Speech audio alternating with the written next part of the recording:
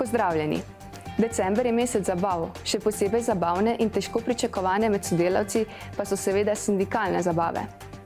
Lepa gesta delodajalcev je, da se zaposleni poveselijo in podružijo skupaj, tudi izven delovnega časa, kajti sproščenost prinese večjo produktivnost, kakšen evro božičnice pa seveda večjo motiviranost za premagovanje novih izzivov. Torej bi lahko rekli, da je to čista win-win situacija, ki pa se mnogi v današnjem času ne zavedajo. V nocojšnji oddaji si oglejte: izredna seja Zagorskega občinskega sveta, maranski gasilci z novim vozilom, spomin na Sveto Barbaro.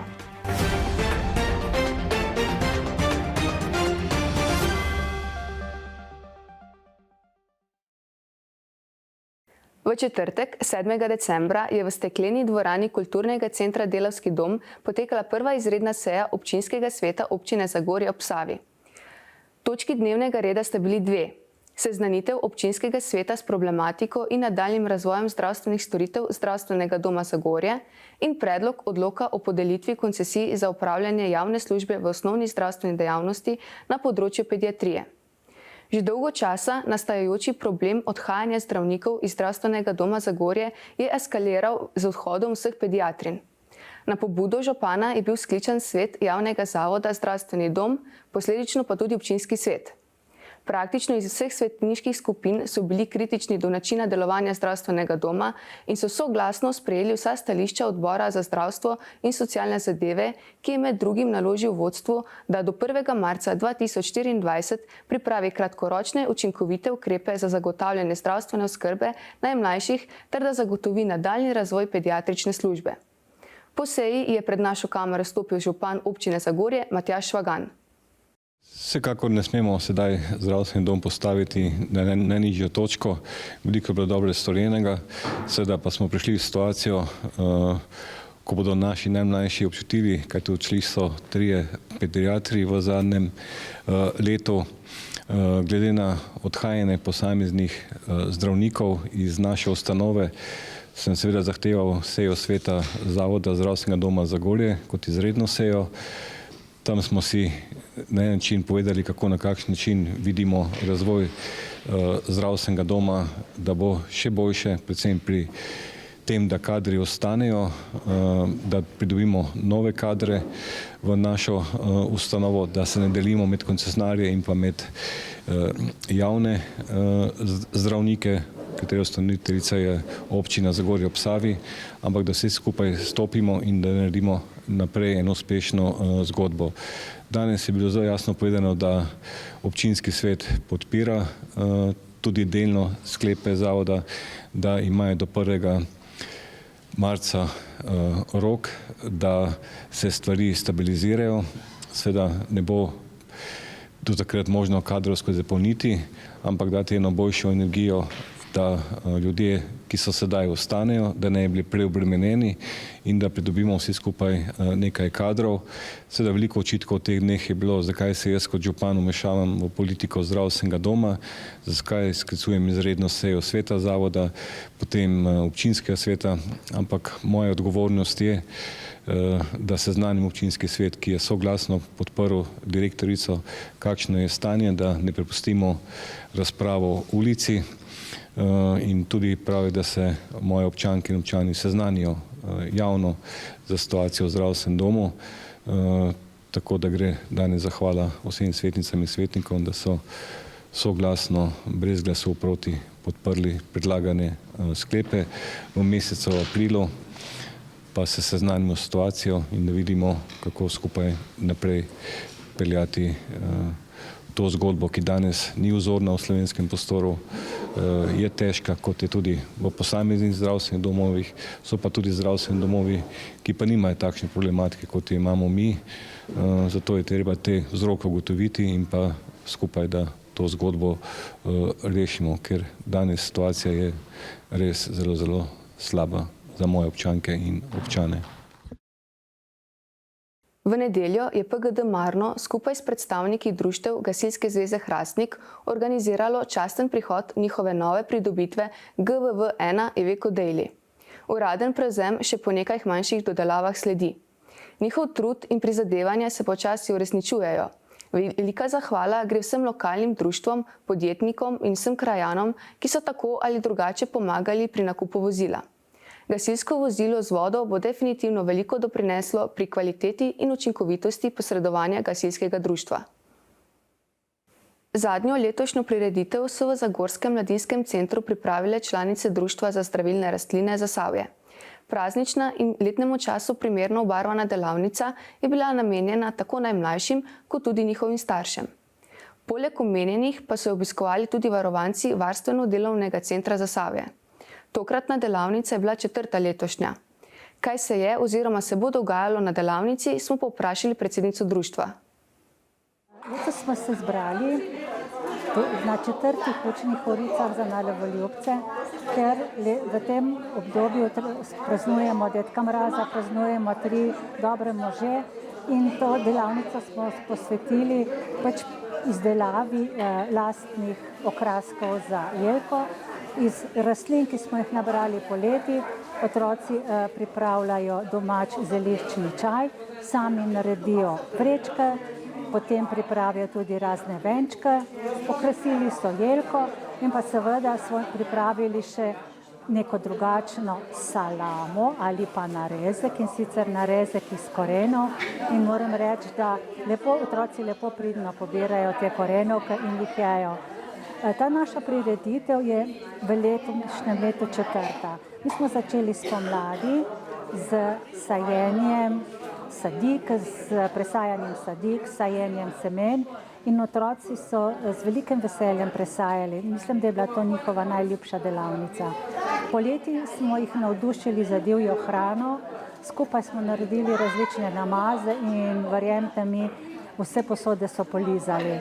Potem jeseni smo imeli na sporedu poljske pridelke, ličkali so koruzo, luščili so fižol, čistili so bučna semena in moram reči, vreme nam je šlo na roke in otroci so izjemno uživali.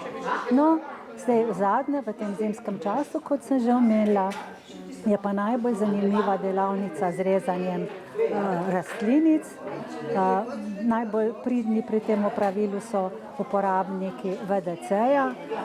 Otroci pa se strašno radi zabavajo z izdelavo vizitk in pa venčkov, ki jih bojo potem lahko odnesli domov ali bo jih pa obesili na našo smrekco, ki jo imamo v prostoru Proletarca oziroma mladinskega centra, ki so nam ga lepo odstopili in tukaj smo na toplem, na suhem in vsi se lepo zabavamo. Ena od prireditev, s katerimi v Trbovljah tradicionalno ohranjajo spomine na rudarsko panogo, je tudi obeleženje Svete Barbare. Društvo Perk Mandelc 4. decembra pripravi proslavo za zavetnico rudarjev. Tudi letos je v prostorih imenovanih Vašhava potekala svečanost in druženje z obiskovalci. Uniformirani člani društva so v sodelovanju pevskega zbora osnovne šole Tončke Čeč, ki sicer že nekaj let nastopajo na prireditvi, in skupina Modra Frankinja počastili ta rudarski praznik. Na društvu, v imenu katerega je obiskovalce pozdravil predsednik Toni Lisec, so veseli, da ti vsako leto napolnijo rudarske prostore na Einzerju, in tako je bilo tudi letos. Na prireditvi so obiskovalcem razkrili tudi nekaj načrtov, ki jih ima občina Trbovlje za nekdanjo rudarsko kopalnico. Občina Trbovlje v letu 2024 načrtuje odkup tega objekta Vašhave, se pravi nekdanje rudarske kopalnice in pripadajočih zemljišč, vse z namenom, da bomo to uredili v skladu z ohranjanjem rudarske dediščine, in to tako, da če bo vse po sreči in prejmemo evropska sredstva, bomo skupaj z občino Rijeka naredili primerjavo 2 rudarskih družin, družine iz Trbovelj in družine iz Rijeke, kako so živeli, poleg tega pa še seveda druge vsebine, in sicer vse z uporabo novih tehnologij. Namero občine pozdravljajo tudi na društvu in na samem RTH. Muzej v Vašhavi, oziroma kar ta poleg tega še bo, je namreč še eden od načinov ohranjanja spominov na rudarstvo. Obenem pa tudi zanimiva in privlačna turistična znamenitost, ki bo na ogled obiskovalcem Trbovelj in Zagorja. Zelo dobro se bo namreč dopolnjevala z že obstoječimi spomeniki rudarstva, kot so muzej 4. Dritelj, kip Prometeja ter rudarski stanovanji na Njivi v Trbovljah, pa tudi z drugimi v Zagorju in Hrastniku. No, če jaz lahko povem kot predsednik društva Perkmalc, me zelo veseli to, da bo ta prostor prišel v neko namembnost, tista, ki mu tudi pritiče. Jaz pravim, ta prostor mora dobiti vsebino, predvsem tematiko rudarstva, s tistem, kar je tudi zraslo. Jaz podpiram vsako idejo v tem, da to dobi lokalna skupnost in jaz verjamem in upam, da bo to čim prej. Ker objekt je v stanju, vzdržuje se, ampak ni več v funkciji takih, kot je bil nekdaj, ker se je vedno zračil in pač je imel svojo namembnost. Trenutno je zgolj namen protokolaren, druge stvari bojo pa potem vsebino dobile s časom. Konec novembra je v prostoru Kulturnega centra v Litiji potekala predstava Abonma in izven Paloma. Duhovita, grenko-sladka uprizoritev se naslanja na zgodbo o tovarni Paloma. Mlada ekipa ustvarjalcev se je lotila razmisleka o nostalgičnosti za socialističnim obdobjem, za spominom vpisanim v generacije, ki so ga okusile in tiste, ki ga niso. Pred nami je najbolj pester čas v letu, kar se tiče dogodkov in praznovanj. Tokrat smo litijsko podžupanjo prosili, da nas spomni, kaj vse nas čaka v Litiji do konca leta 2023.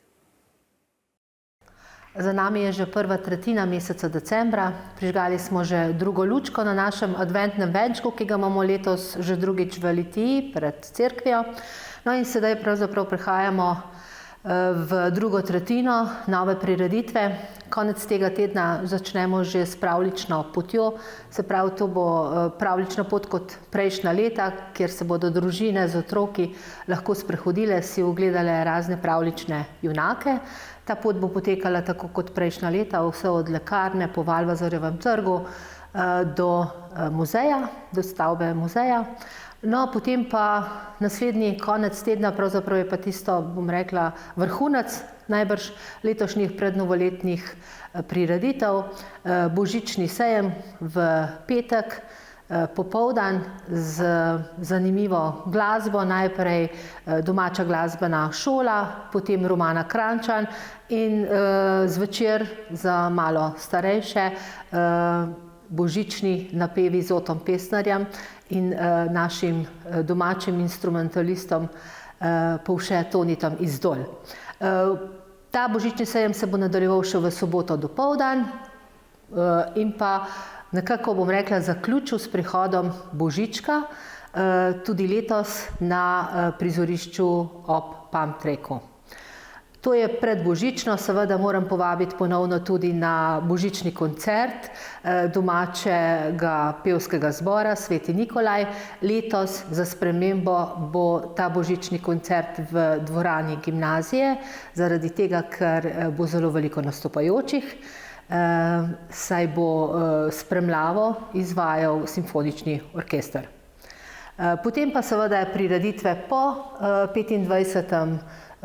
decembru, ponovno v sredo že pihalni orkester bo imel svoj tradicionalni prednovoletni koncert. 26. ne smemo pozabiti na, bom rekla, žive jaslice, ki bodo pa letos malo drugačne. Odvijale se bojo prav tako na platoju pred rudnikom Sitarjevc, bo pa po nekaj letih, ko smo imeli res to božično zgodbo, bomo letos malo spremenili, tako da prijazno vabljeni, da si ogledate tudi ta dogodek zvečer na Svetega Štefana dan.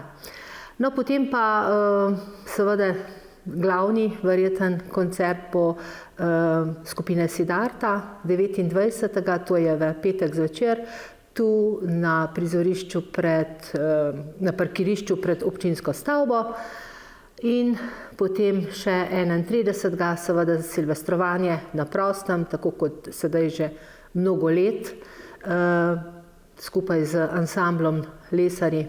Vrsto prireditev je še pravzaprav manjših dogodkov, nekaj v kulturnem centru, nekaj v samem rudniku Sitarjevc, kjer že tradicionalno pripravljamo take manjše koncerte, ki so vedno zanimivi, ker so pač te skupine tudi zelo kvalitetne. Tako da jaz bi predvsem povabila, da vse naše občanke in občane, da obiščejo našo spletno stran občinsko ali spletno stran Zavoda za kulturo in mladino in šport, ki je pravzaprav tudi glavni izvajalec vseh teh, ne izvajalec, organizator prireditev. Seveda pa sodelujejo tudi številna društva, tako da je letos prav tako pestro, kot bom rekla, v tistih časih pred korono. Za nocoj je bilo to z naše strani vse. Če imate v tem tednu sindikalni zaključek, vam želimo prijetno druženje in za presenečenje še lepo božičnico. Lahko noč!